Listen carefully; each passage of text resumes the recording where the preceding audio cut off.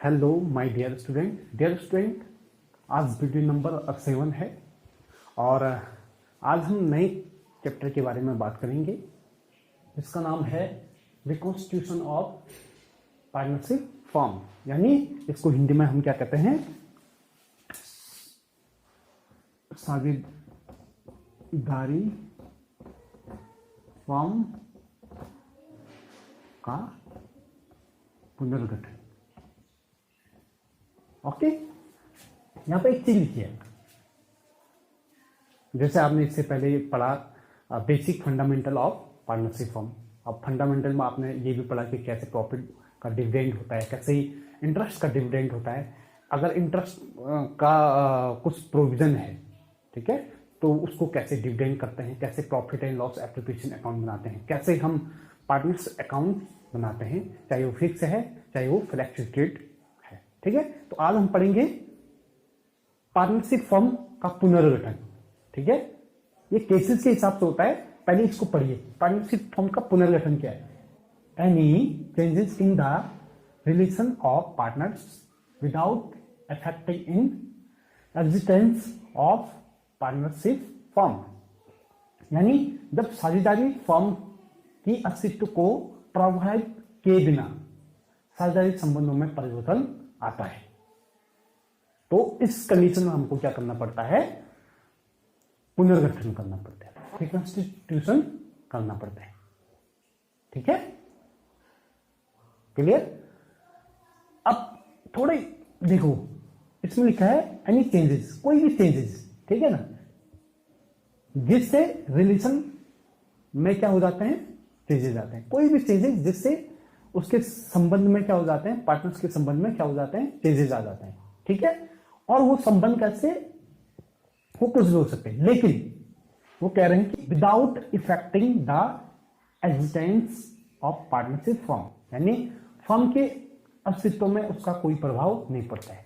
It means, देखो इसको हम कैसे डिफाइन करेंगे, माना A and B partner,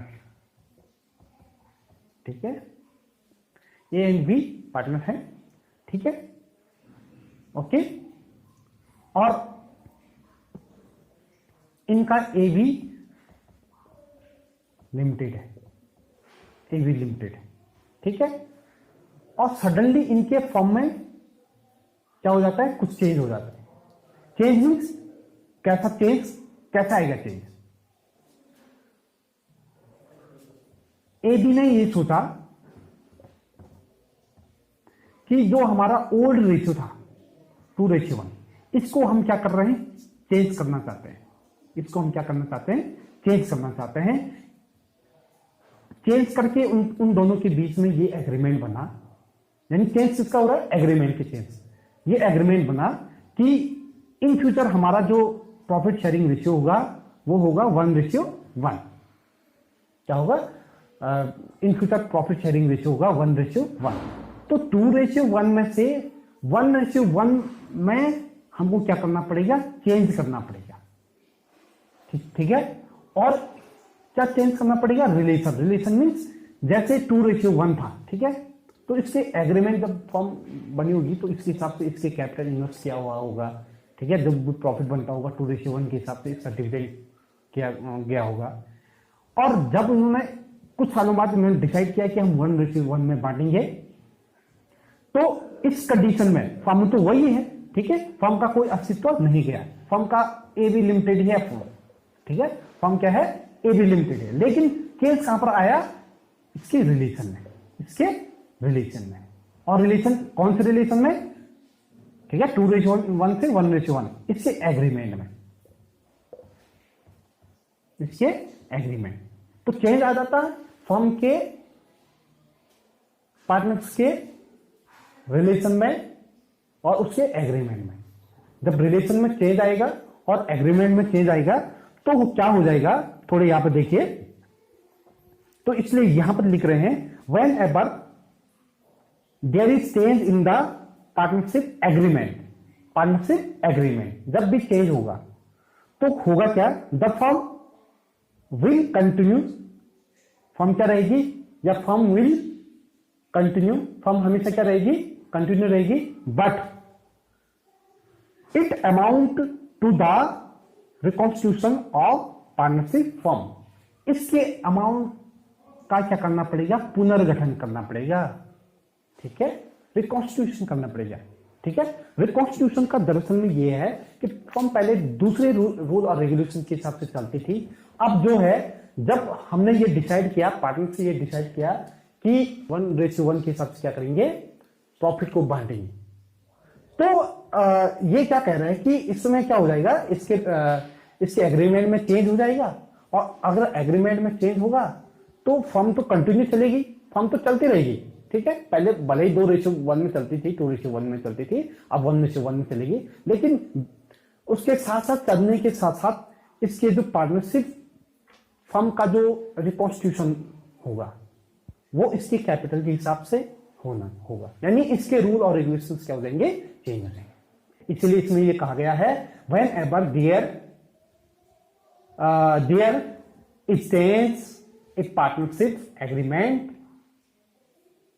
so the firm will continue but amount to reconstitution of partnership firm, बिल्कुल amount to reconstitution of partnership firm तो चलेगी, फर्म का ना अस्तित्व खत्म होगा ना फर्म खत्म होगी, फर्म तो एबी लिमिटेड के नाम से चलेगी, लेकिन फर्क इतना होगा, पहला जो रिलेशन था 2:1 का था, अब रिलेशन चेंज होकर के 1:1 आ गया, और 1:1 अगर आएगा तो इसके अमाउंट में भी क्या हो जाएगा, अमाउंट में अगर कैपिटल की आप अमाउंट दिखाओगे तो कैपिटल के अमाउंट में चेंजेस आ जाएंगे, प्रॉफिट के अमाउंट में चेंजेस आ जाएंगे, और इस चेंजेस करने के लिए हमको एक फर्म का रिकॉन्स्टिट्यूशन करना पड़ेगा, जिसको हम फर्म का पुनर्गठन कहेंगे।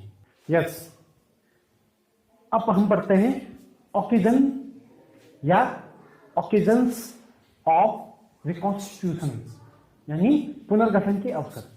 इसके अवसर कब आते हैं या फिर कंडीशन कब आती है, ठीक है, ओके। तो हम पढ़ेंगे, यानी आप ये भी कह सकते हैं कि ऐसा कौन सा कारण है या फिर किस कारणवश हमको रिकॉन्स्टिट्यूशन करना पड़ता है, पार्टनरशिप फर्म का पुनर्गठन करना पड़ता है, यानी कब कब हम उसके रूल और रेगुलेशंस को, कब कब हम उसके रिलेशन को क्या करेंगे, चेंज करेंगे, क्या करेंगे, चेंज करेंगे। तो फर्स्ट आप पढ़ सकते हैं, जैसे आपके बुक में लिखा है, किस कौन कौन से ऐसी कंडीशंस आएगी जब जब हमको क्या करना पड़ेगा, फर्म का पुनर्गठन करना पड़ेगा, आपको क्या करना पड़ेगा, रिकॉन्स्टिट्यूशन करना पड़ेगा। तो फर्स्ट आप कहेंगे चेंज इन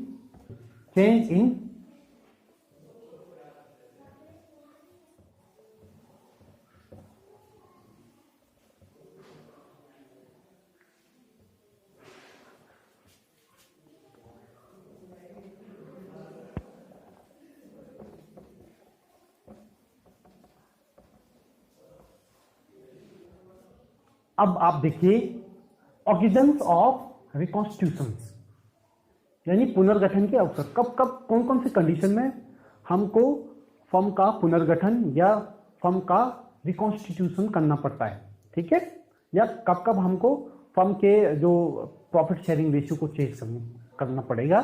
तो यहां ध्यान में दीजिए, फर्स्ट है change in profit sharing ratio among existing partner.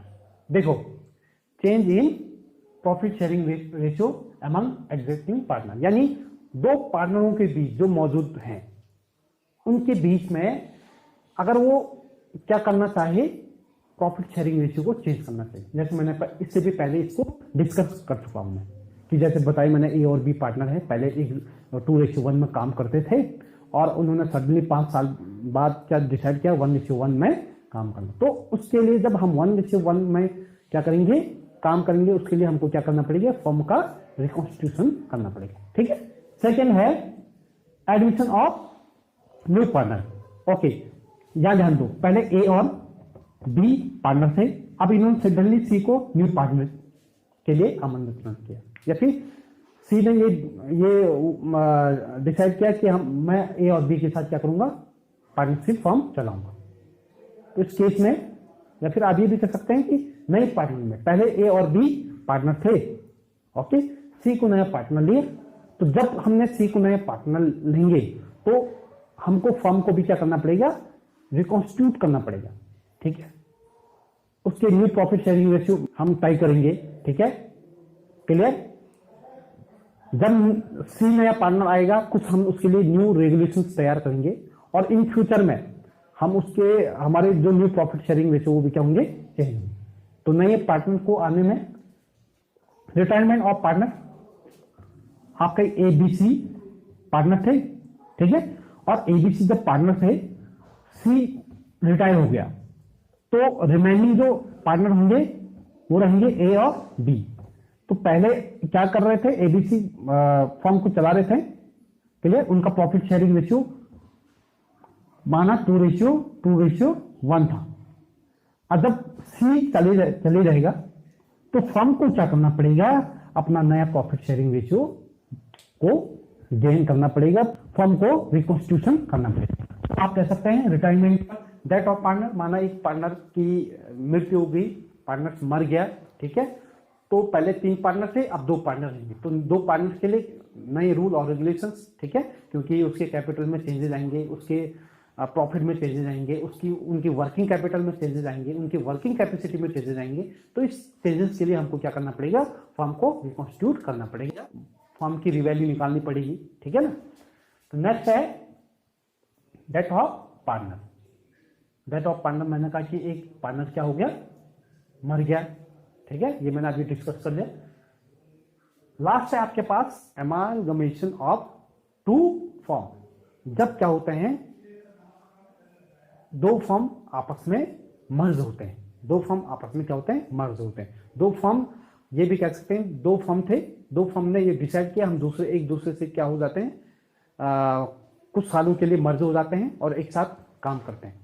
तो पहले अलग अलग पार्टनर के अपने रूल और रेगुलेशंस थे, ठीक है। जब दोनों ने डिसाइड किया हम क्या होंगे, एक दूसरे से मर्ज होंगे, तो जब 2 पार्टनर आपस में मिलेंगे तो हमको नया रूल और रेगुलेशंस तैयार करनी पड़ेंगे, ठीक है, चाहे वो प्रॉफिट शेयरिंग रेशियो से रिलेट हो, चाहे कैपिटल से रिलेट हो, ठीक है, चाहे कोई भी हो, हमको नए तरीके से फर्म का क्या करना पड़ेगा, रिकॉन्स्टिट्यूशन करना पड़ेगा, क्लियर। तो आज हमने पढ़ा कि फर्म पार्टनरशिप फर्म में किस किस कंडीशन में रिकॉन्स्टिट्यूशन होता है, पुनर्गठन होता है। मैंने कहा जब 2 पहले मैंने आपको बताया 2 ऐसे पार्टनर जो चाहेंगे कि हमारा कुछ नया प्रॉफिट शेयरिंग रेशियो हो। फर्स्ट मैंने कहा आपको change in the profit sharing ratio among the existing partner, ठीक है। जब पार्टनर चाहते हैं कि हमारा क्या हो, प्रॉफिट शेयरिंग रेशियो चेंज हो, उस केस में क्या होगा, रिकॉन्स्टिट्यूशन हमको करना पड़ेगा। एडिशन ऑफ पार्टनर, जब हमारा नया पार्टनर आएगा उस केस में, ठीक है, 2 पार्टनर फर्म को दूसरे तरीके से चाहते थे, तीसरा पार्टनर अगर आ गया तो उसके कैपिटल आएंगे, वो खुद आएगा, उसकी वर्किंग कैपिटल चेंज होंगी, तो उसके हिसाब से हमको क्या करना पड़ेगा, फर्म का भी रिकॉन्स्टिट्यूशन करना पड़ेगा, फर्म का पुनर्गठन करना पड़ेगा। रिटायरमेंट पर बिल्कुल जब पार्टनर रिटायर होगा तो हमको क्या करना पड़ेगा, फर्म में रिकॉन्स्टिट्यूशन करना पड़ेगा। डेथ ऑफ पार्टनर, जब पार्टनर मरता है तो हमको उस कंडीशन में भी क्या करना पड़ता है, रिकॉन्स्टिट्यूशन करना पड़ता है। और तीसरा मैंने कहा जब मर्ज होते हैं 2 पार्टनरशिप फर्म आपस में, उस कंडीशन में भी हमको क्या करना पड़ता है, फर्म का रिकॉन्स्टिट्यूशन करना पड़ता है, ठीक है। और कल हम पढ़ेंगे change in profit sharing ratio among the existing partner, ठीक है। आज के लिए इतना ही। Thank you so much. इस वीडियो को शेयर करिए जितना भी ज़्यादा हो सके आपसे। Thank you so much.